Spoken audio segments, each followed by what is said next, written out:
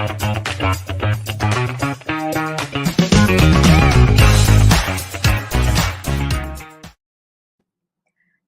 fans admire their idols for their music, of course, but the thing with fandom is it goes far beyond the songs and the albums and the music videos.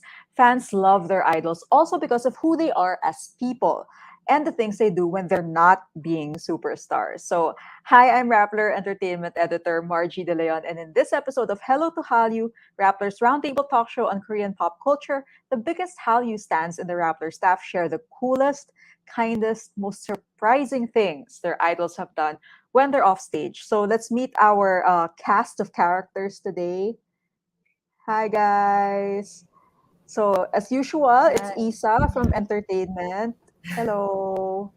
And Ree from Research. Hello. And Dixie also from Research. So, very research-oriented ang ano natin, ang topic natin today. And actually, like before we started, kinonfess nga ni Rina, she found this topic a bit hard. Like I was surprised kasi parang when you think of like the coolest things your K-pop idols done, parang you would think na it'll come to you right away. Pero apparently like there's just so much more to it than talaga, which is why we're talking about it. So sige, let's start with the main question. Like so, syempre yung common misconception sa mga K-pop idols is like it's just about the music, it's just about their performances, and parang it's all this like pretty packaging, and they're not really like real people or whatever. But the truth is, they are, and they do a lot of really cool things that outside of their careers. So, sige, isa-isa tayo. Like, what are the most interesting things na nagawa ng idols nyo? Like, first, identify your idol and then tell me, like, ano yung nagawa niya. Let's start with Isa. I think perhaps for non-fans, I guess one of the things that they'd be surprised the most is that how most of these idols excel academically. So parang I knew several idols that would have like masters or PhD degrees. For example, si Girls Day Sojin, mechanical engineering. 21's Minzy, nag-major siya sa Christian theology. Tapos, ang dami rin sa kanila na several of them even like published their own books. Parang sila Girls' Generation, former Girls' Generation member Jessica, Epic High Stablo. But isa sa pinakatumatak talaga sa akin was like Super Junior member Q yun. So parang sa master's thesis niya kasi, he talked about like the success of Hallyu Wave. That was way back in 2016 ata na-publish yung master's thesis niya. Tapos I was in college then. Tapos several fans like translated it into several languages. Tapos I remember reading about it. Tapos it's so fascinating kasi like idol siya. Tapos parang he was talking about the whole idol industry too. I remember na parang there were parts na sinabi niya na isa sa yung Hallyu Wave started around 2000, way back 2000s pa. I think na parang yung group nila made their debut in 2005. Tapos, ang interesting nun was like, he recognized how like Hallyu Wave became this successful because of like Southeast Asian countries. Parang the support from Japan, China. Tapos, to think that was published in 2016, he mentioned na parang at that time, hindi pa raw masyadong nape-penetrate ng K-pop industry yung Western music. Tapos parang in his conclusion, he said na parang, despite this, na parang he know na parang mas mag-grow pa yung K-pop industry. And look where it is now, 6 years later. So parang, yun, naging ano na siya, na parang, naging totoo yung sinasabi na dun sa thesis. So, it's very interesting for me. Ang galing, no? Masters pa talaga. Masters. Like, ang hirap na nga mag-thesis na hindi masters. Tapos, like, translated just several languages. Pero fans yung gumawa. So, parang ano lang siya, ang cute lang niya na parang collaboration with the fans. Oo, parang naging academic collaboration siya. Ang galing. Tapos, yeah, I'm actually surprised to hear about that kasi I guess there's this misconception na talagang like if you're a K-pop idol, you won't go to school anymore. Alam mo yun? Yung parang like dire-diretso ka ng may career tapos like any studies are gone or whatever. So it's really nice to know that they can still get to study and yun nga, and even put out something like that. Wala lang, aside lang, naalala ko yung si Chris Aquino pumunta ang Ateneo, like ang master's yan ata tapos yung master's thesis niya tungkol sa sarili niya. So, yun lang naisip ko. Pero I have a feeling like this guy's thesis is I don't know, more objective. Ayun. So, ikaw, Vixie. Yeah, ako naman, as an army, I'm amazed na what's interesting to me, diba? Kasi coming from Isa's answer is nag-excel nga sila academically. And what's interesting for me is all of them, well, excluding Jin, graduate sila sa isang university, which is Global Cyber University, with the same course, which is Broadcasting and Entertainment Education. And not to mention na si Jimin tsaka si Kim Taeyong or si V received even yung President's Award. So nakakatuwa lang and nakaka-amaze, 'di ba? It's such a good example for fans na hindi lang they go beyond their musics and they go beyond just being performers. And nakakatuwa rin kasi kapag nakikita mo, aside from their academic achievements, like halimbawa yung mga interests nila outside music and outside school, like si Jin, he's known for the Super Tuna kasi he loves to fish, he collects Super Mario and plays video games. And kanina nga nabanggit ko na he's excluded from being enrolled dun sa same school, pero he studies acting naman. And he also plays the guitar, surprisingly. Nalaman ko lang din yun as I researched about them.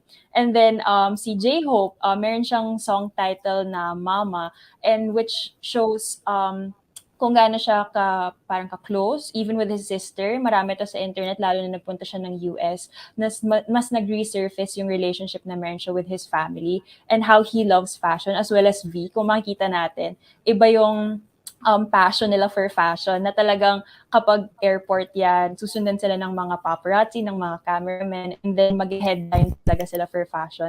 And then si RM, yung Instagram niya, di ba recently lang naman nag-launch ng kanya-kanyang Instagram yung bawat BTS member. And we can see how he loves art through the photos and lagi siya nag-visit sa mga art museums. And another, hindi na siya trivia feeling ko kasi marami nang may alam dahil low-key genius talaga si RM. Sabi, meron daw siyang IQ of 148. And hindi ko alam, it's no secret naman na rin siguro na he taught himself the English language by watching the Friends series. So yun yung mga nakakatuwa lang na, alam mo yun, parang on the side na ito pala sila behind the camera na hindi natin nakikita unless we really, research about them or they surface on the internet. So yun. Ang ganda, no? Like, yeah, that's so good to hear. That's so interesting yung kay RM about the Friends thing. Bilang isang newbie to the K-pop thing, like, that's fascinating. How about you, Ari? So, qualify ko lang yung earlier statement ko. Because when I think about yung cool things that my idols have done, it's usually related to there being an idol. So, when I think about it, it's their songwriting process, for example, and their stages, yung pag-conceptualize ng stages nila. So, it's hard for me to think of stuff outside their idol life. But there are some that stand out to me. So, I'm also, aside from NCT and the boys, I also stand a lot of other groups. Tapos yung naalala ko, one of the first things I remember is backtrack. So Isa talked about the academics of some of the idols, but I would parang naisip ko yung mga idols who have left parang academic prospects to become an idol and to pursue their passion. So for example, si Jackson, he was an Olympic level fencer before he became a K-pop idol. So he was even offered a sports scholarship apparently from Stanford University in 2011, but he didn't get to compete in the Olympics because he decided to pursue being an idol. So I guess yung history niya yun of being a competitive fencer, an Olympic level fencer at that, and deciding to pursue his passion pa rin is still kind of cool in my opinion. On a less serious note, Yung una kong naisip when this topic came up is when is Johnny's Communication Center, which is the YouTube show of Johnny from NCT. So yung cool naman dun for me is he, parang every episode, he tries something new. And it's so cool for me kasi parang ang galing niya kahit anong gawin niya. So there are a lot of different parang interests or skills that he worked on. For example, like floral arrangement and aerial yoga. There was an episode na parang he got his nails done with another member. And my personal favorite, is the episode where he learned pole dancing. So parang, especially for a male K-pop idol, it's kind of unusual and unconventional. But it's so cool kasi ang galing din niya. And he really took it seriously yung lesson na yun. So, ayun. Ang galing. Like, I can't stop thinking about the Olympic thing kasi wala lang. Kasi parang you would think, the conception is that parang once you're offered K-pop opportunity, parang usually like yun lang talaga yung choice mo. But parang it makes me think na these people really had different choices in their lives and they chose to take like the K-pop path. But that didn't necessarily mean that they didn't have other great paths that they could have pursued in another time. Ayun, wala lang, ang galing. So we did a call out sa social media then of what some fans what do you call this, thought was the coolest or nicest thing their idols have done. So si Marga from Rappler sumagot dun sa social media call out natin. Hi Marga. And she said that Wonwoo of tama ba to? Pleadus 17. Am I saying that right? Donated, ano na? Tama. Tama. Okay. Si Wonwoo was donated to cat shelters for the past 3 years. So that's really interesting. Tapos, and then another fan says, si Day6 One Pill recorded a voice message for his female fans to use when receiving deliveries from men. It was to prevent men from taking advantage of women living alone. Ang ganda. As in, that's like, I have no words. That's a really great thing to do. And then another person who did not identify kung sino yung idol na yun, but maybe you guys would know, donated to Black Lives Matter. Like, do you guys know kung sino to? Maybe BTS yan. Baka BTS yan. Okay. I haven't heard from other groups naman. No? Hindi ko naman sinasabi BTS lang. Pero from what I know, BTS din.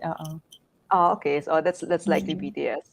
Yun. So speaking of advocacy, so like there's cat shelters and then there's parang preventing sexual violence and Black Lives Matter. So a lot of our idols have their advocacies and sometimes hindi naman ganun what do you call this?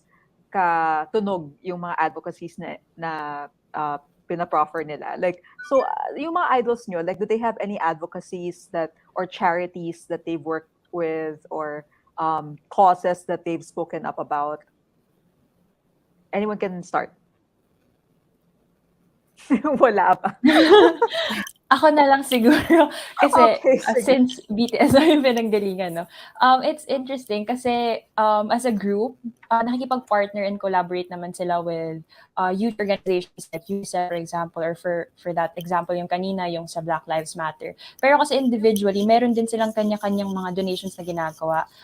Some of them do it for their birthday, and some of them naman parang, halimbawa si J-Hope, he donated 100 million Korean won to Child Fund Korea para to sa mga victims of violence in an area in Tanzania. Tapos yung si Suga naman, he also donated $88,000. Ito naman yung para sa birthday niya to a medical center in his hometown. Parang his way of giving back. And also, nakakatuwa kasi yung in his heart, his intention was to help children na cannot receive proper treatment because he knows meron silang pinagdadaanan na financial hardship. Kasi siya mismo, he experienced it and he was open about it na nung hindi pa siya idol, alam niya yung hirap ng buhay nung nandun pa siya sa hometown niya. So, it's really parang paying it forward din, parang ganun pa. And so, dun sa mga aabutan ng tulong niya would also do the same, siguro ganun in his hope. And also, if we're familiar with the Seoul ferry disaster, meron din silang song na, well, I haven't proved kung talagang totoo yun, pero parang yung Spring Day daw nila na song, they associated with that disaster. Parang they took inspiration from that. And aside from writing a song from the victim for the victims, is nag-donate din sila ng amount of money to the families of the victims. Kasi dun sa disaster na yon, 250 students yung namatay during a school trip going to Jeju Island. So makikita natin na hindi lang nila ginagawa yung acts like giving money. Pwede kasing, alam mo yun, meron naman silang resources, they have the means, pero yung sulatan ng kanta, yung i-incorporate sa kanilang art or sa kanilang music, that would influence a lot more people. Hindi lang yung sa kanila magsa-stop yung pagtulong or yung pag-consider sa mga tao, sa mga nabibiktima. Doon rin ako minsan natatouch sa kung anong merong heart yung BTS. So, yun.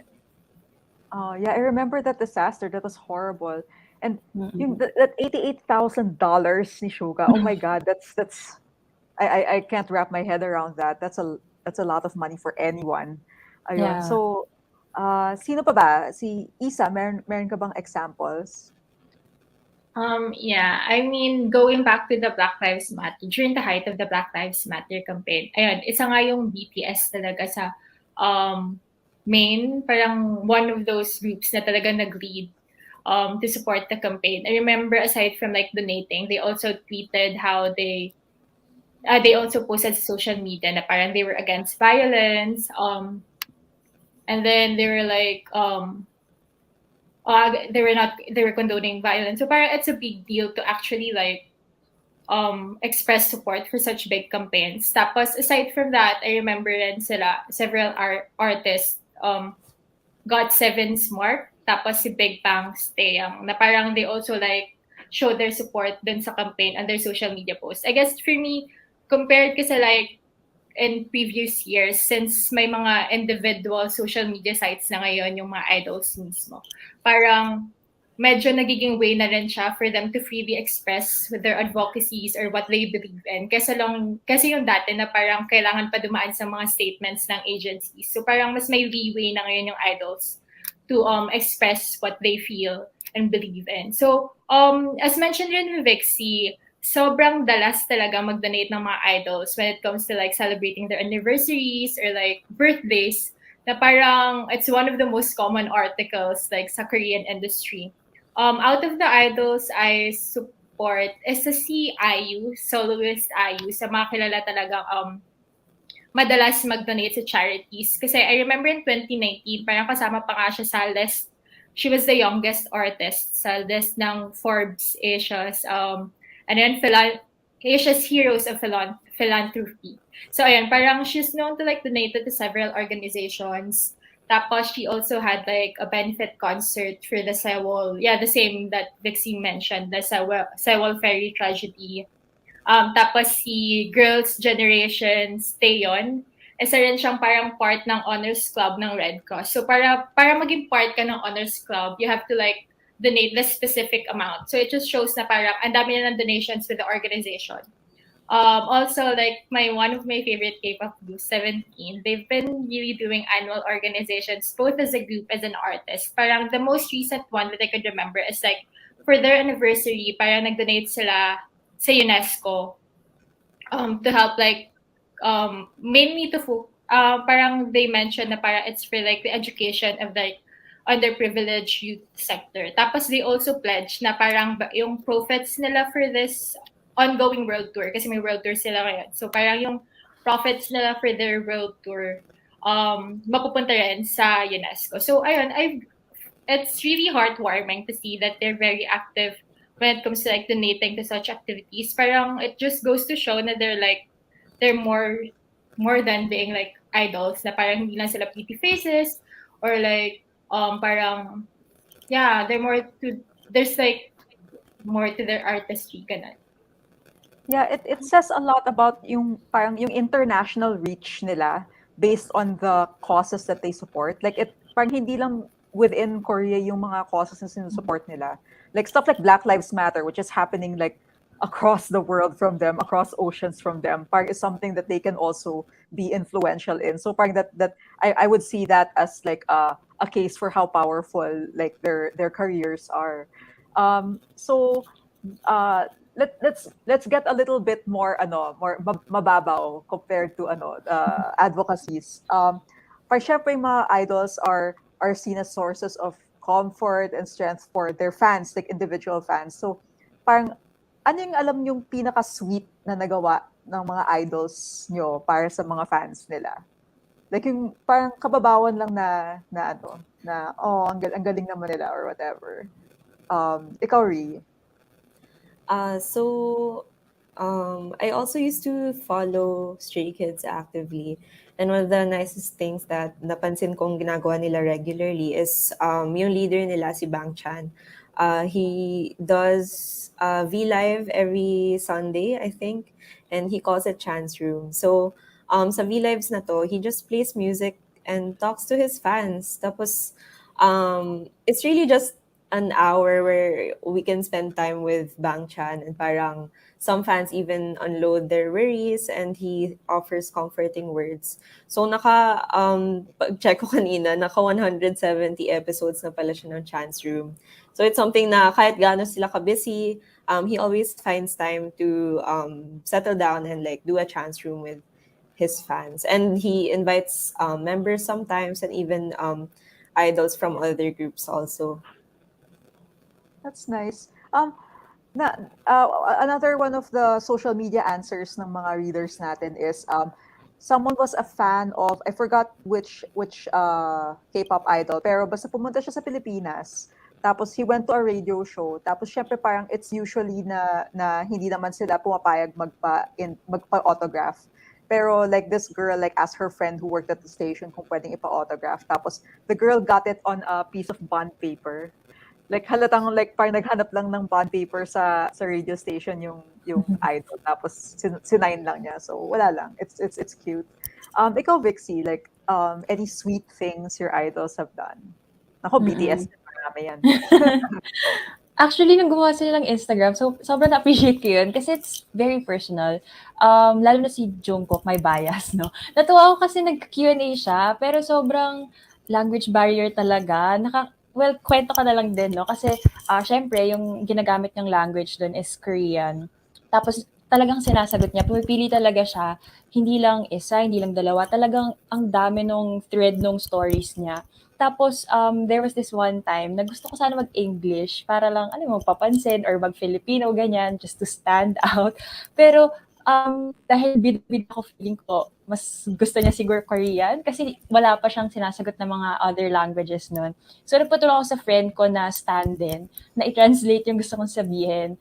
Pero, afterwards, parang as I went through the thread, meron siyang sinagot na nag-English na sabi, I really want to talk to you but I can't speak in Korean. So parang, ano ba yan? Sana gano'n lang din ginawa ko, hindi na-replyan pa ako.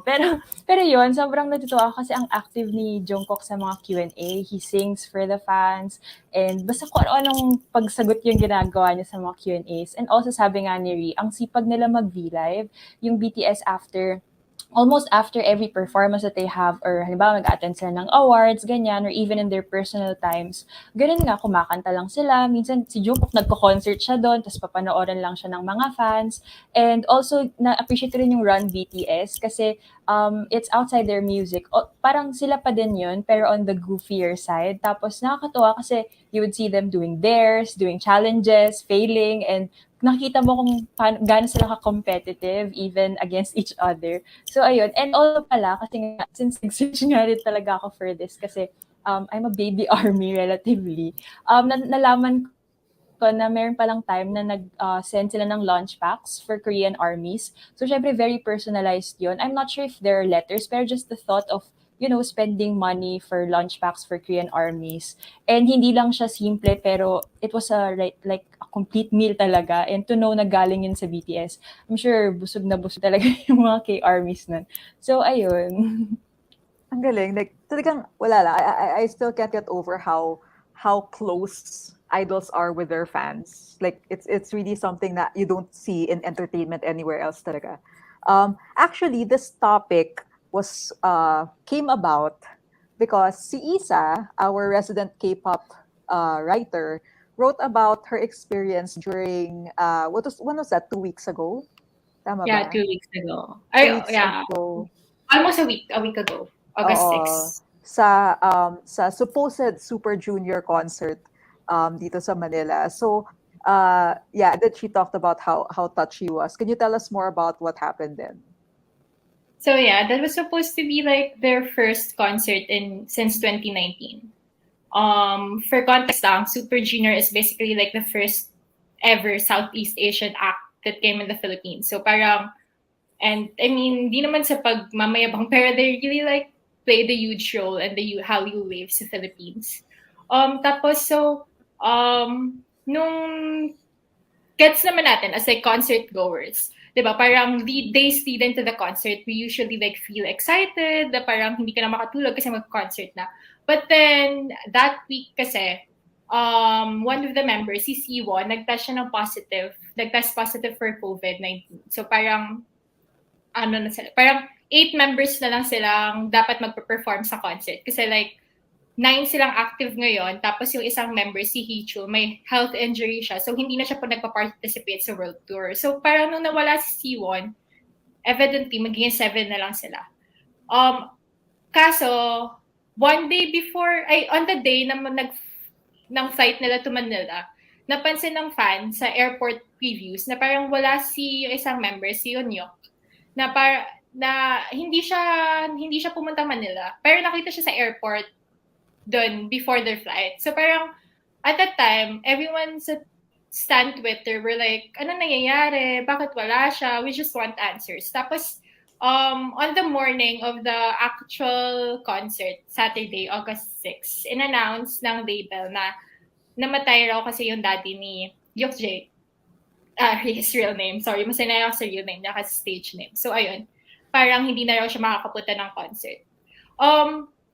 Pero at that time, parang 3 a.m. kasi yun yung pag-announce ng statement. So parang everyone's worried na parang itutuloy ba yung concert? Kasi even if isang member lang yun technically namatayan, you also have to consider na yung members close din with their family relatives, especially considering na lampas 17 years na yung Super Junior together. Like, kahit hindi ka familiar with them, you could just like, expect na given like their long history, given how close the members are, obviously close rin yung families nila together. So parang most kaming fans were just worried na parang makakapag-perform well kaya sila considering na nabawasan na ulit sila. Parang ilan na lang ba yun? 6? Marunong ba ako mag-math? Parang 6 members na lang considering na wala ng 2. Tapos parang everyone's concerned din na parang, I mean, that's a loss we're talking about. So parang may mental capacity ba sila to process things, to perform well. Tapos, ayun, nung nandun ako mismo sa concert sa area, everyone super somber ng atmosphere. It was so different from how loud K-pop fans are. Tapos parang ang daming nagsasabi na sana hindi na lang matuloy yung concert. Kasi nga, we get naman na parang considering na sa pinagdadaanan nila. Tapos parang it was only announced like, I guess, 3 hours before the actual show na sinabi na magiging fan meeting na lang siya.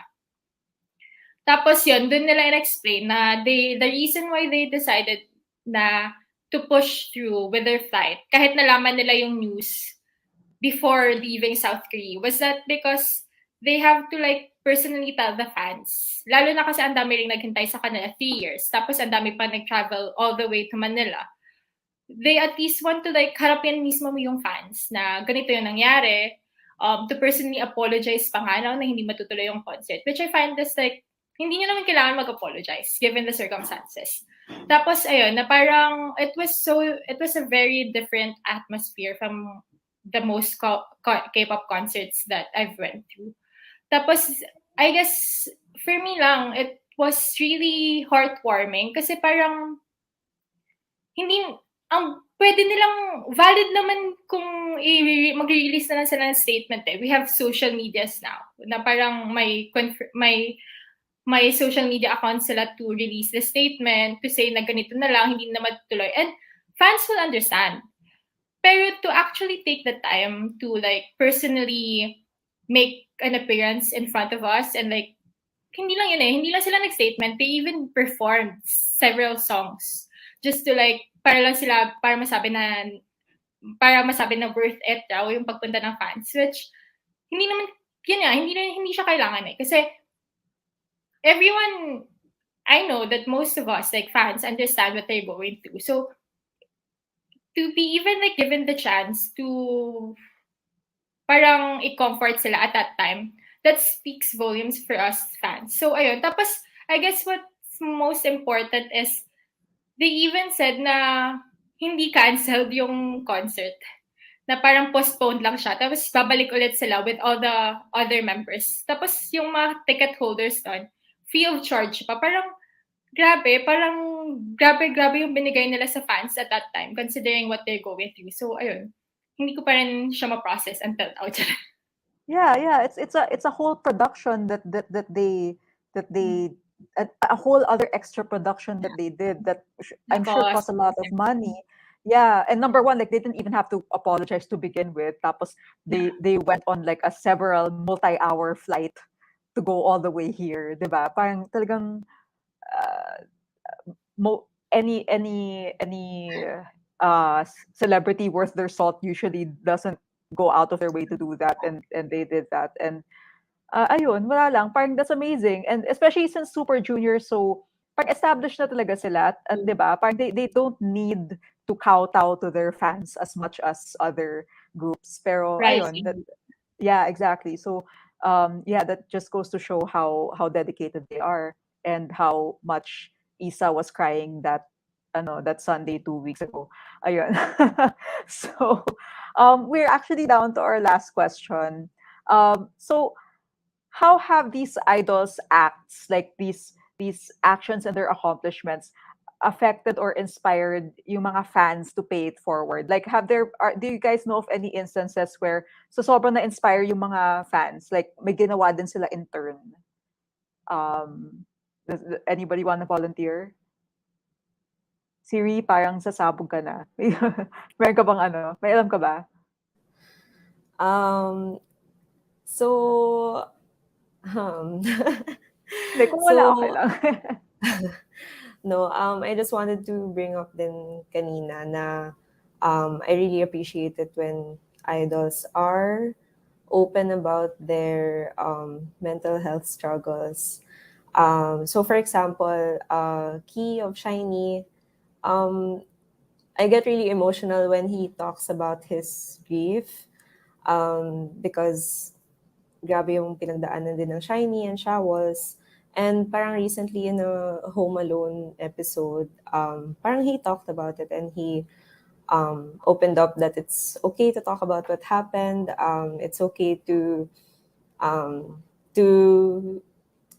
it's okay to bring Jonghyun up, and it's okay for him to say that he misses him, and parang to take care of ourselves, like physically and mentally also. And I think Shawls, parang over the years, sobrang dami na nilang ginawa in terms of parang donating to suicide prevention programs and mental health initiatives in general, like all over the world. And may kita mo rin sa fandom nila na they're probably the most accepting and parang the most healthy fandom that I'm part of, kasi I think na-inspire din sila ng members to be kind to one another and to support programs that allow people to live healthily physically and mentally. So yun. I'm sorry I'm getting choked up because yeah, mahirap siyang pag-usapan. Pero yun nga, that's what he inspires me and other Shawls to do, is to talk about it and to parang address our issues para maging healthy tayong lahat. Oh my God, Ree, wag ka umiyak. Yeah, I could totally see your eyes like kumikinang na with tears. Yeah, actually, that's a great point.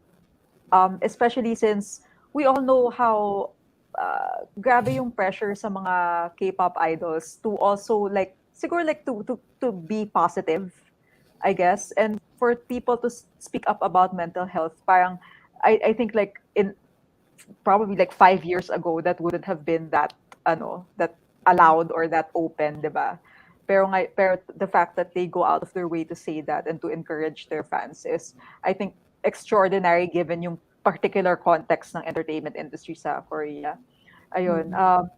And Vixie, do you have anything to share about that? Siguro, coming from Ree's answer, napag-usapan din natin 'to nung first episode ng Hello to Hallyu, which covers yung naging, I don't wanna call it hiatus, pero siguro sige, BTS hiatus. Pero yung reason nila behind that was also to, parang love themselves first, gano'n, 'di ba? And before pa naman nun, nakipag-collaborate na rin naman sila with UNESCO with their album na Love Myself. And ang gusto ko lang sabihin is hindi yun nga sabi rin ni Rick kanina, hindi lang kami nakikinig ng music, hindi lang kami nagbabasa ng lyrics. We don't just feel the emotions, but we also get to connect dun sa mga pinagdadaanan nila. Kasi they allow us yung ganun. Yung sa BTS Festa, when they announced yung pag-take nila ng break, like yung sa Suju, hindi naman nila kailangan gawin yun, di ba? They did not need to be apologetic about what they decide to do. Pero still, pinapakita lang nun kung gaano nila vina-value yung mga fans na meron sila, that they don't actually treat them as fans lang, but their families as well. Kasi alam na nila siguro yung scope ng influence nila sa mga taong to, na hindi lang sila tinitingala, they don't just see them as, alam mo yun, perfect human beings, pero alam nila na we accept them and that we know that they're humans also. So yun. And also, to answer the question naman na kung meron na, ano ba yung mga iba pang nagagawa ng mga idols para to influence us to do the same or to pay it forward. Babalikan ko lang yung BLM kanina, no, yung Black Lives Matter. Nung nag-donate kasi yung BTS ng 100 million to BLM, to the org, together with HYBE, yung mga army ay gumawa rin ng kanilang sariling parang drive to donate, and gumawa pa sila ng hashtag na match a million. So actually, they did not just match the million that BTS donated, but they even surpassed yung $1 million. So nakatuwa lang kasi parang, wow, a lot of people, pag pinagsama-sama yung collective effort, collective action, na ang pinagmulan is yung, they took inspiration from BTS. They could do such amazing things na, to produce that amount of money and to even contribute to that good cause. Parang I couldn't even imagine na magagawa natin yun. Pero yun, siguro, ganun talaga ka-powerful yung mga idols na to, and we have to see them beyond who they are sa stage, kasi there's more to that. Ayun. Yeah, and actually, like they've K-pop idols have inspired even Filipinos to do things like here in the Philippines, 'di ba? Like I think Isa can end our show today with examples, since she's written several articles about about these K-pop fans who are paying it forward. Yeah, I guess. I wait up. I'll just backtrack a little with the mental health conversation. Kasi I remember there's this solo singer, si Eric Tam. He launched this platform together with his brothers na parang, it's called Mindset. It's parang ano siya, mobile application, naging online community na rin, wherein like several idols became guests on that platform to talk about their mental health challenges, their struggles. So parang sobrang na-humanize niya yung mga idols. And more than that, parang nagiging siyang online community between the fans and the idols. Sa parang ma-break yung idea na they're this perfect people. Ayun, so super fascinating siya for me and interesting siya for me. Like, every time I hear na parang what they're going through. So ayun lang, parang ang saya niya din, ay hindi naman asaya, pero sobrang helpful niya din, especially for the fans, to know that they could relate to these idols more. So ayun lang, in terms of like the mental health aspect. Tapos for the donations naman and the involvement of the fans, wag na tayo lumayo kasi you know naman how like active how active Filipinos are when it comes to like standing K-pop groups. So in the recent years, especially during the pandemic, ang daming nagawa ng K-pop fans.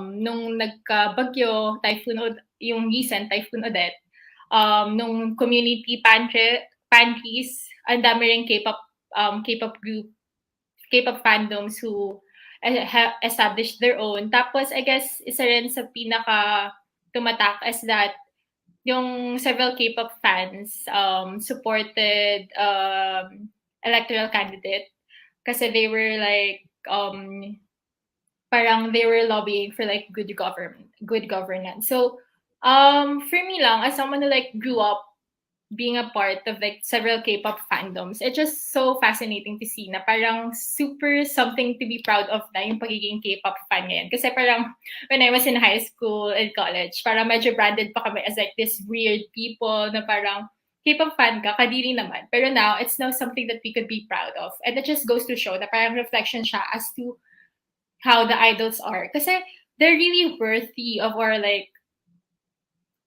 of our appreciation. So ayun, that's it.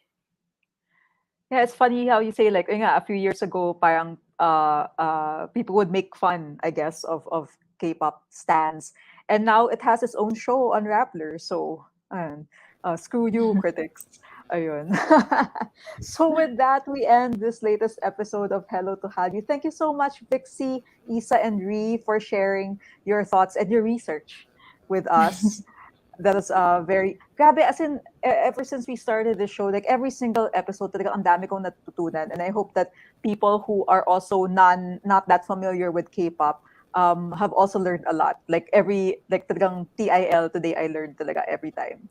So yes, that's me, Margie De Leon, and this has been Hello to Hallyu. If you have any suggestions for future episodes, or you want to see people's what do you call this, people's merch, just talk to Rappler via hashtag hello_to_Hallyu. Ang haba-haba ng hashtag.